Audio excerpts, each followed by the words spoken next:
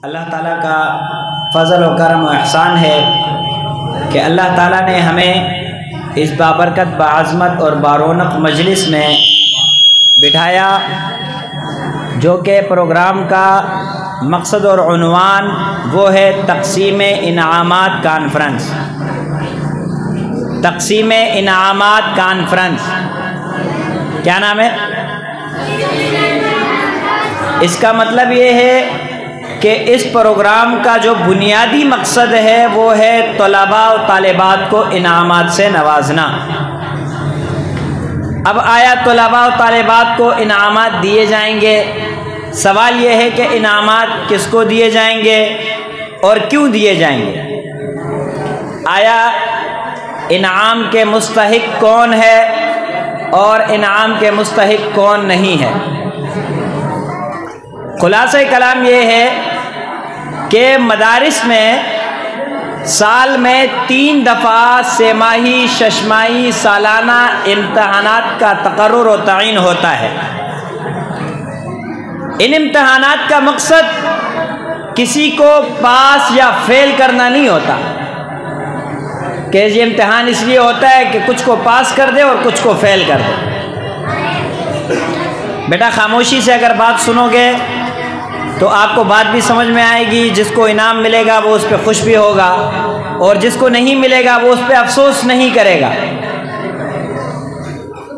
मकसद ये होता है, ये जो सेमाही, शशमाही, सालाना 3 इम्तहानात साल में रखे जाते हैं, इसका मकसद ये होता है कि मदरसे में पढ़ने वाला बच्चा पढ़ने के साथ साथ अपने गुज़िश्ता असबाक की तैयारी करे।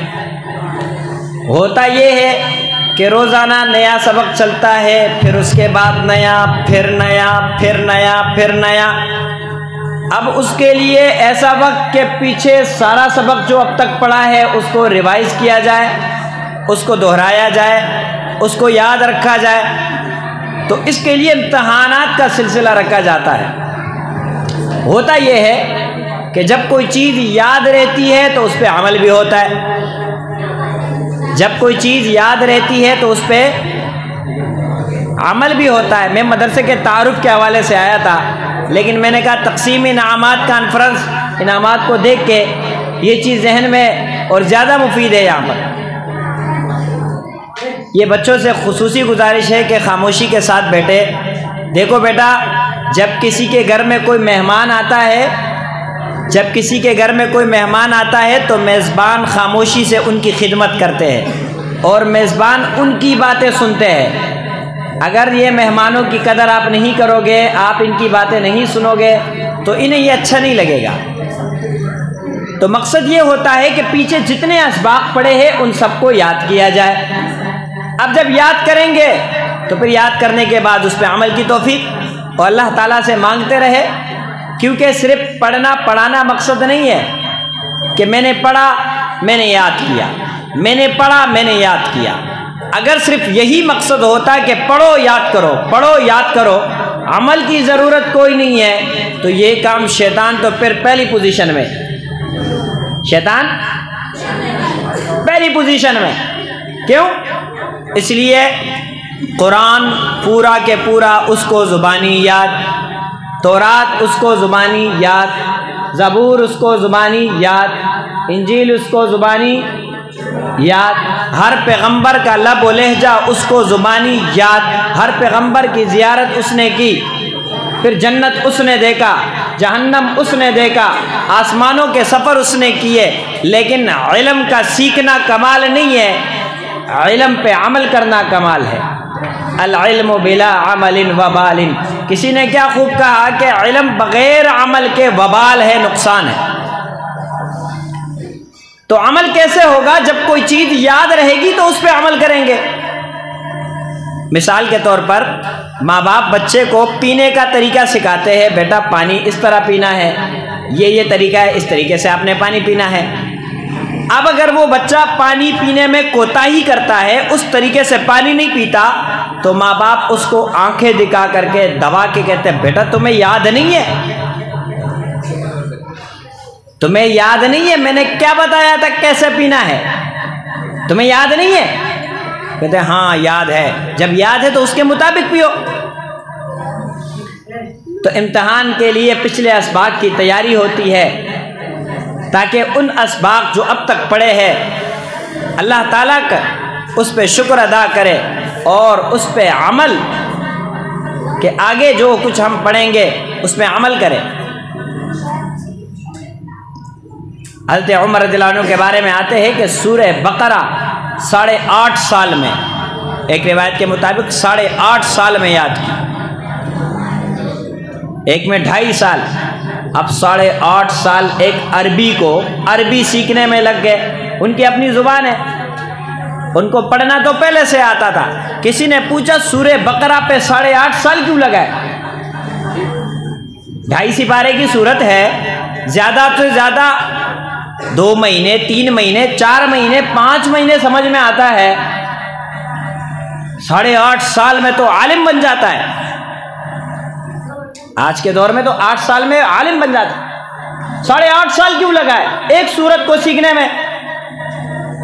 तो कहने लगे मैंने सूरह बकरा अल्हम्दुलिल्लाह अल्लाह के फजल करम से मैंने सूरह बकरा याद भी कर लिया और मैंने सूरह बकरा पे पूरा अमल भी कर लिया। जो आयत में पढ़ता, जब तक मैं उस पे अमल न करता मैं अगली आयत न पढ़ता।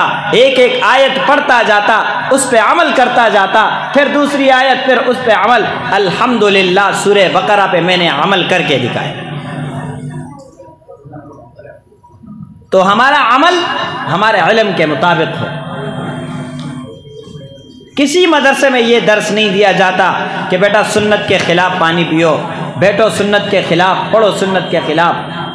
बल्कि असातिज़ा तो बार बार अपने बच्चों को यही तंबीह कराते रहते हैं, बेटा सुन्नत के मुताबिक चलना है, बेटा सुन्नत के मुताबिक पढ़ना है, बेटा सुन्नत के मुताबिक बोलना है।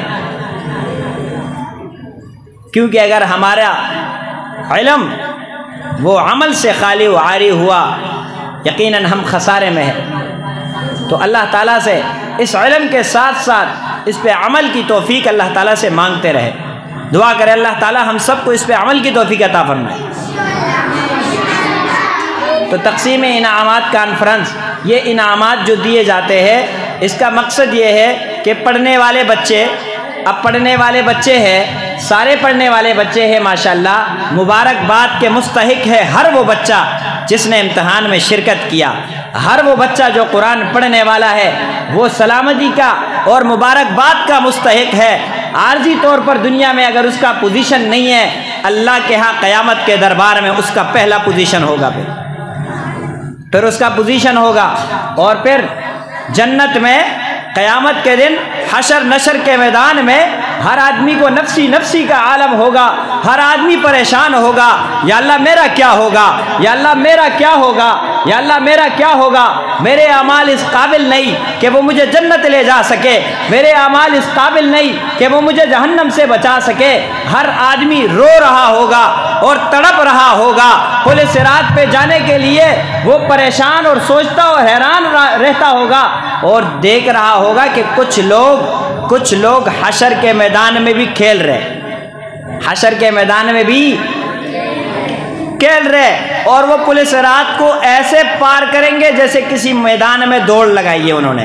इधर दौड़े इधर, इधर दौड़े इधर दौड़े, वो पुलिस सिरात पे आ रहे और जा रहे। ये कौन लोग हैं? ये वो खुशकिस्मत है जो कुरान सीखने वाले हैं, जो कुरान सीखने वाले हैं। तो सारे मुबारकबाद के मुस्तहिक है। लेकिन कुछ बच्चों ने ज़रा सुस्ती और काहिली से काम लिया। मदरसे में गए तो भी ठीक, नहीं गए तो भी ठीक, पढ़ा तो भी ठीक, नहीं पढ़ा तो भी ठीक, उस्ताद का अदब किया तो भी ठीक, नहीं किया तो भी ठीक। वो कहते चलने दो जैसा भी है। तो ज़रा उनको अफसोस दिलाने के लिए अपने अमल पे नज़र रख के, मुझसे छोटा, मुझसे कम खाने वाला, मुझसे कम सोने वाला, उम्र में मुझसे कम, वो आज उसको इनाम मिलेगा और मैं इतना बड़ा हो के इनाम से महरूम हो रहा हूँ। बजाय हंसने मुस्कुराने, बजाय खुश होने के मैं अफसोस करूँ। ऐसा तो नहीं है ना कि ये जो पोजीशन वाले हैं ये इनके लिए जन्नत से खाना आता है। या जो पोजीशन वाले हैं ये सोते कम है, ये खाना कम खाते इसलिए पोजीशन आती है, ऐसा कुछ नहीं है। तो जिनकी पोजीशन ना आए वो अफसोस न करें इस बात पर। इंशाल्लाह हमारी कोशिश है कि मदरसे के हर बच्चे को इनाम दिया जाए। प्रोग्राम के बाद इंशाल्लाह क्लास में इसकी तरतीब बनाएंगे कि हर बच्चे को इनाम दिया जाए। किसी की दिल आज़ारी मकसद नहीं है, लेकिन सिर्फ आपको बताना है कि पढ़ने वालों को अल्लाह दुनिया में भी नवाजता है, आखिरत में भी नवाजता है। सीखने वालों को अल्लाह दुनिया में भी नवाजता है, इज्जतों से, आखिरत में भी नवाजेंगे। तो कोशिश करेंगे ना तमाम बच्चे इसकी। आइंदा जिनकी पोजीशन आ गई उन्हें इनाम मिला, वो तकब्बुर ना करे बाकी बच्चों पर कि भाई देखो मुझे इनाम मिला तुझे नहीं मिला, मुझे मिल गया तुझे नहीं मिला। नहीं नहीं, ऐसा नहीं है। वो अल्लाह का शुक्र अदा करे, या अल्लाह तेरा शुक्र है मैं इस काबिल नहीं था, मेरी पोजीशन। बाद बच्चों के जब नाम लिए जाएंगे वो खुद अफसोस करेंगे, आगे पीछे देखेंगे मेरा नाम कहाँ से आ गया।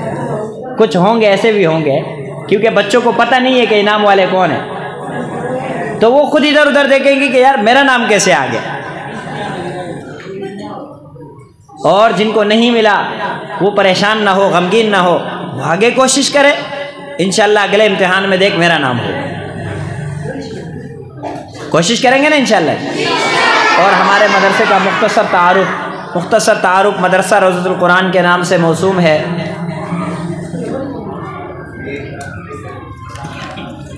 मदरसा रोज़तुल कुरान यहाँ पर तकरीबन इनकी शिफ्टिंग का 6-7 महीने होने वाले हैं, और 6-7 महीनों में अल्हम्दुलिल्लाह वालिदैन ने हमारे साथ हर तरीके से वो हमारे आहों में आह भर के हमारा साथ दिया। जब हमें कोई ज़रूरत पड़ी वो हाजिर रहे, पेश रहे। हम इनके खुसूसी शुक्रगुज़ार हैं। आज भी वो हाजिर है, बैठे हुए हैं। तो मैं बहुत ज़्यादा इनका मशकूर हूँ। इनका आना अल्लाह ताला कबूल फरमाए। मदरसा रोज़तुल कुरान हमारे यहाँ छोटा सा इदारा, एक छोटा सा हाल नज़र आता है कि इस छोटे से हाल में क्या कुछ होगा। अल्लाह के फजल करम से यहाँ पर दर्जे कायदा से लेकर दरसे निज़ामी तक के दर्जात अल्लाह के फजल करम से यहाँ बच्चे पढ़ने आते हैं। दर्जे कायदा के बच्चे, फिर नाजरा के बच्चे, इसी तरीके से दर्जे हिफ्ज़ के बच्चे, फिर तर्जुमे वाले, फिर दिरासात वाले, फिर तालीम बालिगान वाले, फिर दरस निज़ामी वाले बच्चे। तो कई शोबे अल्लाह के फजल करम से वो इस मदरसे में, इस मदरसे का हिस्सा है। और आगे भी हमारी कोशिश है इंशाअल्लाह कि जितना हमसे हो सके वो करें। वालिदैन से खुसूसी इल्तिजा है, जो वालिदैन हजरात है उनसे खुसूसी इल्तिजा है कि बराह करम हमारा जो मकसद है आप इस मकसद में हमारा साथ दें। हमारा मकसद यहाँ पर सिर्फ बच्चे को कुरान पढ़ाना नहीं है कि सिर्फ बच्चे को पढ़ाया और छुट्टी। आपने देखा होगा कुछ दिनों पहले हमने बच्चों के सफ़ेद कपड़ों पर जोर दिया। कुछ गरीब वालिदैन थे, इधर उधर से करके उन्होंने जो है ना किसी तरीके से अपने बच्चे को यूनिफॉर्म दिला दिया। लॉकडाउन गुजरा है, हर आदमी जो है ना वो खाने के लिए तरस रहे। इस हुकूमत ने तो और सत्यानाश कर दिया, गरीब आदमी का और खाना ख़राब हो गया।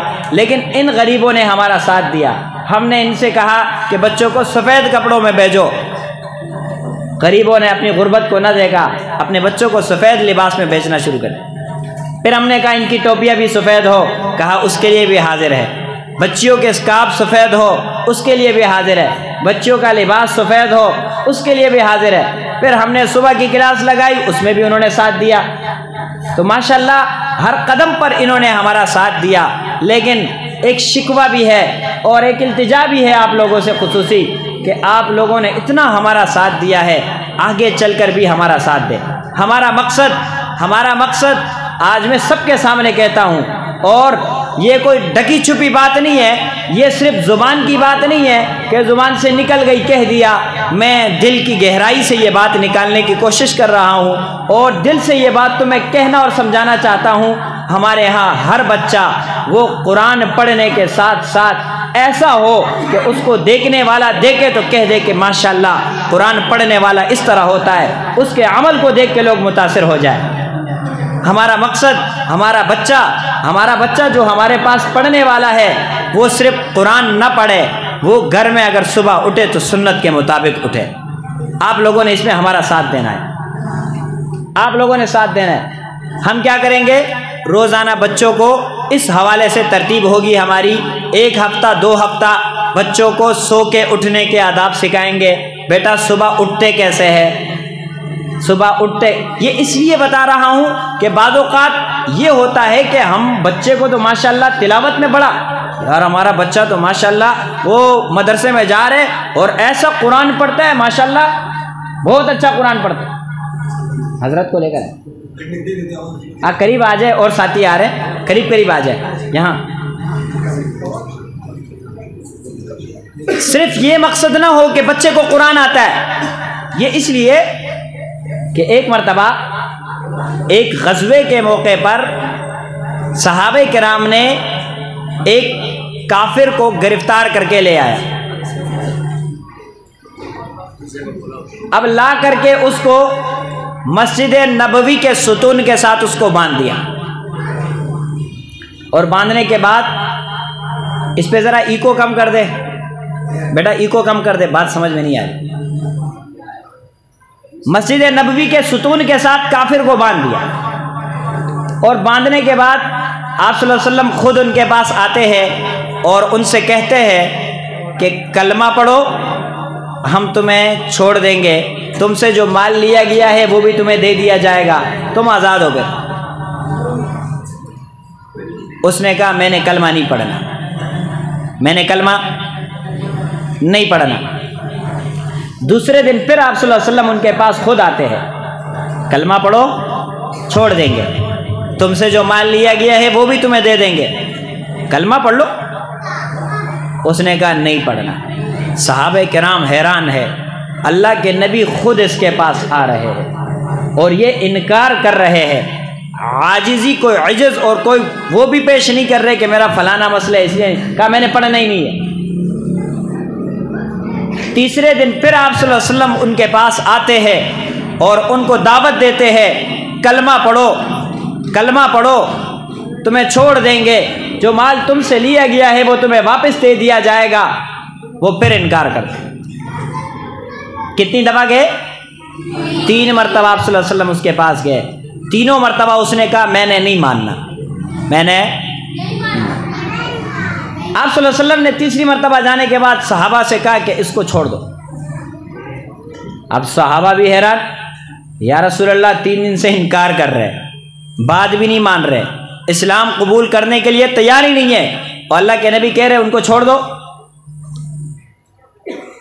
अल्लाह के नबी का हुक्म था, रस्सी खोली, उन्होंने कहा भाई जाओ आज़ाद हो तुम। अब वो यहाँ से निकल के गए हैं और कुछ देर के बाद वापस खुद आए हैं, और आते आते चिल्ला चिल्ला के कह रहे हैं कि या रसूल अल्लाह मुझे कलमा पढ़ा दो, मैं मुसलमान होना चाहता हूँ, मुझे कलमा पढ़ा दो, मैं मुसलमान होना चाहता हूँ। अब सहाबा हैरान, 3 दिन तक खुद उनके पास आ रहे, कलमा नहीं पढ़ रहे। अब जब इन्हें छोड़ दिया तो खुद आगे उनसे पूछा कि भाई खैरियत तो है, जब आप सल्लल्लाहु अलैहि वसल्लम आपके पास आ रहे थे तो उस वक्त कलमा पढ़ लेते। कहा उस वक्त नहीं पढ़ना था, अभी क्यों पढ़ा है? कहा 3 दिन तक मैं ये नोट कर रहा था, मैं ये देख रहा था कि जो तुम कहते हो उस पर अमल करते हो या नहीं करते, ला इलाहा इल्लल्लाह सिर्फ जुबान पे कहते हो या तुम पे नजर भी आ रहे या नहीं आ रहे। 3 दिन तक मैंने नोट किया, तुम लोगों का सुबह भी मैंने देख लिया, आप लोगों की रात भी मैंने देख ली, मैंने देखा तुम्हारा कोई काम तुम्हारे नबी के तरीके के खिलाफ नहीं है, मैं समझ गया कि ये सच्चे हैं, ये हक वाले हैं, इसलिए मैं खुद आया हूं कि मुझे कलमा पढ़ा दो। तो लोग हमें देखते हैं, आज के माशरे में मजहबी तबके को निशाना बनाया जा रहा है, आलिम, मौलवी, मदरसा, कारी को बदनाम किया जा रहा है, छोटी छोटी बातों को उछाल करके बदनाम किया जा रहा है। बात सच है या झूठ है आपके सामने है, आपके बच्चे हमारे पास पढ़ते हैं, आप उन्हें नोट करते हैं, आप देखते हैं। तो लिहाजा हम ऐसे हो कि हम अमल के पैकर हो, हम खुद भी सुन्नत के मुताबिक हो। हम अपने बच्चे को तभी तो सुन्नत की दावत दे सकते हैं। एक बाप अपने बच्चे को डांटे कि बेटा फजर में क्यों सो रहे थे, अब्बा खुद सो रहे, तो बताए वो बच्चा क्या सोचेगा? वो बाप की बात, अब्बा तू तो खुद ईद के दिन उठता है, वो मुझे कहता है तू क्यों नहीं उठता? एक बाप अपने बच्चे को डांटता है, बेटा नमाज पढ़ने क्यों नहीं गया? वो देखते हैं, कह रहे अब्बा आप तो खुद जुम्मे खान हो, खुद तो जुम्मे के दिन जाते हो, हमें रोज कहते हो नमाज पढ़ने जाओ। तो जब हम खुद ऐसे बनेंगे, 8 वाले नमाजी हम बनेंगे, 360 वाले नमाजी हम बनेंगे, तो बताओ हमारे बेटे कैसे 60 वाले नमाजी बनेंगे? वो भी नहीं बनेंगे। तो ये तरबियत की इब्तिदा घर से होती है। एक बच्चा 24 घंटे में से 22 घंटे घर में होता है, 2 घंटे मदरसे में होता है, और शिकायत, कारी साहब हमारा बच्चा गाली दे रहे, कारी साहब मेरा बच्चा जो है मेरी बात नहीं मान रहे। कारी साहब 2 घंटे में कौन सा मंत्र उसके पे फूक जो है ना वो। तो बच्चे के सामने घर का माहौल होता है, बच्चा गाली अपने घर के माहौल से सीखता है। वो देखता है मेरा बाप मेरे आंखों के सामने मेरी माँ को गालियां देता है। बताओ इस बच्चे के अंदर कहां से जो है ना इस्लाह और उसकी तौफीक किसको मिलेगी? वो देखता है आंखों के सामने मेरा अब्बू मेरे बड़े भाई को जो है मेरे सामने गालियां देता है और मारता है, पीटता है। वो समझता है ये तो माहौल है। मारने पीटने से मना नहीं है, लेकिन खुद सुन्नत के मुताबिक बनने की कोशिश करें। अल्लाह के बंदो, हम खुद तो कहां पर है और अपने बच्चों को हम बहुत ऊंचा देखना चाहते कि मेरा बच्चा फला बने, मेरा बच्चा फला बने। खुद कोशिश करें सुन्नत के मुताबिक। इसलिए उठे, मैंने एक आदमी को देखा, बड़े सेठ आदमी, दुनियादार आदमी, दुनियादार। आपको बताना चाहता हूं कि हम दीनदार कहां पर है। जिस घर से खुद म्यूजिक की आवाजें बज रही हो, अफसोस के साथ कहना पड़ता है, जो बाप खुद अपना मोबाइल गानों से भरा हुआ है, वो अपने बच्चे को कैसे मना कर सकता है? तो मैंने एक सेठ, एक बड़े आदमी को देखा, एक फैक्ट्री के मालिक है। मैंने उसको देखा कि वो अपने बेटे को गोद में लेके खड़े हैं और पानी पी रहे हैं। उसका बेटा उसका हाथ पकड़ता है, कह रहे अब्बू आपको पता नहीं है पानी बैठ के पिया जाता है। उसने कहा सॉरी बेटा, और बैठ गया, पानी पिया। मैं हैरान हुआ, मैंने कहा यार एक दुनियादार आदमी, एक फैक्ट्री का मालिक, दुनियादार आदमी। हमारे पास तो कुछ नहीं है। बाज़ औक़ात हम बुजुर्ग इसलिए बन जाते हैं कि कुछ होता नहीं है। हमारा बस चले तो हम क्या करें, हमारा बस चले तो क्या करें। 15,000 में हमने घर में कंप्यूटर रखा है, 15,000 में हमारे घर में गाने बजते, 15,000 में मेरे रक्शे के अंदर स्पीकर लगे हुए, 15,000 में मैंने अपने रब को नाराज किया है। वो करोड़ों का मालिक देखो, सॉरी बेटा गलती हो गई, बैठ गए, बैठ के पानी पिया। मैं हैरान हुआ, मैंने कहा माशाल्लाह माशाल्लाह, मैं मौलवी हूँ, मैंने अपने घर में इस तरह कभी नहीं देखा। क्या माहौल, ये क्या सबक सिखाया है माशाल्लाह। ये कौन से मदरसे में पढ़ता है? तो मुस्कुराने लगे, कहा ये अभी मदरसे का कहाँ है, अभी तो छोटा है, ये मदरसे का अभी तो छोटा है, अभी तो इसको दाखिल भी नहीं करा है। तो फिर इन्हें कौन पढ़ाता है? कहा कोई नहीं पढ़ाता। तो ये कैसे? इसने कहा, मुस्कुराने लगे, कहा आप तो ये कह रहे रात को जब तक मैं दुआ ना पढ़ूँ ये सोने नहीं देता, मैं आंखें बंद करता हूँ ये मुझे उठाने की। अब्बू आपने दुआ नहीं पढ़ी, आप दुआ पढ़े ना। मैं दुआ पढ़ता हूँ ताकि इससे जान छूट जाए, मैं दुआ पढ़ लेता हूँ, सो जाता हूँ। ये आदत वो बच्चे के अंदर ऑटोमेटिकली नहीं है, ये माँ बाप ने सिखाई है, माँ बाप ने तरबियत दी है। बेटा कमरे के अंदर आ गए, बेटा वापस जाओ, पूछ के आओ। ऐसे थोड़ी आते, घर में बगैर दरवाज़ा बजाए आए, बेटा वापस जाओ, पूछ के आओ, बगैर सलाम के। मुझे अब भी याद है मेरे वालिद साहब ने कितनी दफ़ा घर से मुझे बाहर निकाला है, कहा तू बगैर सलाम के कैसे आ गया, मुझे याद है, जा बाहर जा, वापस आ, अस्सलाम वालेकुम। सलाम पे शर्माता है? कितनी दफ़ा मुझे घर से निकाला, कहा सलाम करके आओ। ऐसे थोड़ी आते, मुंह उठा के आ जाते। तो वो देखता है कि मेरे अब्बा ने कभी सलाम नहीं किया है, मैं कैसे सलाम करूँ। तो हम अपने घर से तरबियत शुरू करें, अपने घर से तरबियत शुरू करें। अपने बच्चे की सुबह, अपने बच्चे का दोपहर, अपने बच्चे की शाम, अपने बच्चे की रात नोट करें। उन्हें देखें, बेटा ये काम मेरा बेटा गलत करता है, मैंने मना करने की कोशिश करता हूँ, क्यों? वो एक बुजुर्ग ने क्या खूब कहा, मैं जब घोड़े पे सवार होता हूँ और मेरा घोड़ा मेरी बात नहीं मानता, मेरा घोड़ा मेरी बात नहीं मानता, मैं घोड़े को नहीं मारता, मैं उतरता हूँ, मुसल्ला भी चाहता हूँ, या अल्लाह मुझे माफ़ कर दे, लगता है मैंने आपकी नाफरमानी की, इसलिए आपकी मखलूक मेरी नाफरमानी कर। आपकी मखलूक मेरी, इसका मतलब या अल्लाह मैं आपका मुजरिम हूँ, मुझसे कोई गलती हो गई है, मुझसे कोई गुनाह हुआ है। कहा मैं फिर बैठता हूँ, फिर घोड़ा मेरी बात मानता है। वो तो एक घोड़ा है, ये तो एक बच्चा है।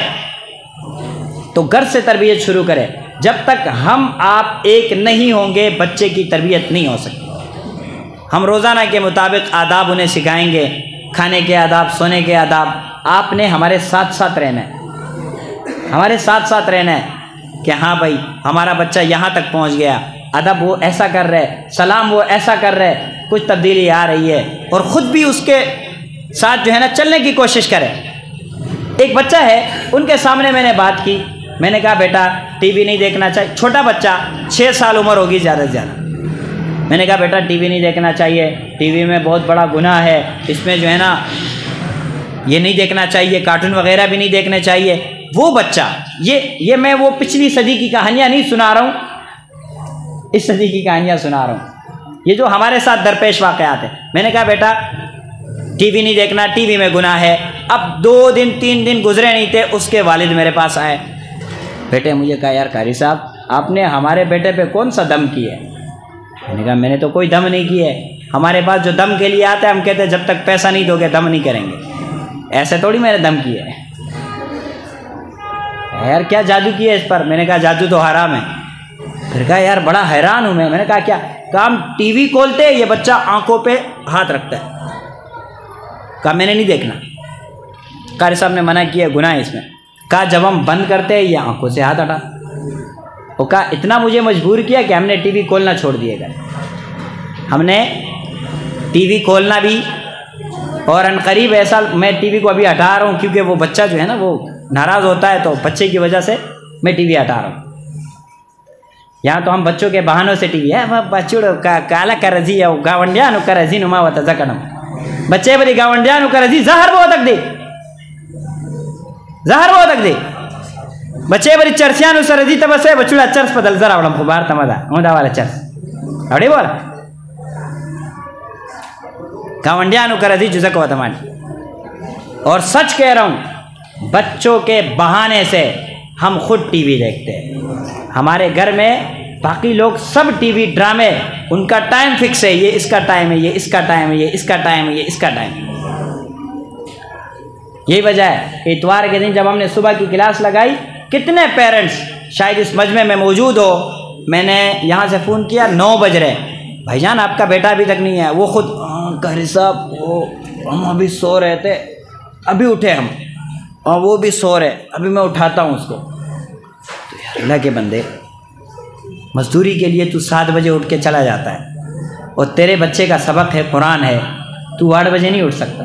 वो हम सब सो रहे थे ना इतवार के दिन, तो ज़रा कुछ ने तो कहा ज़रा इतवार के दिन आप करम करें, इतवार के दिन बच्चों को ना बुलाएं। यही तो हमारा इम्तिहान है।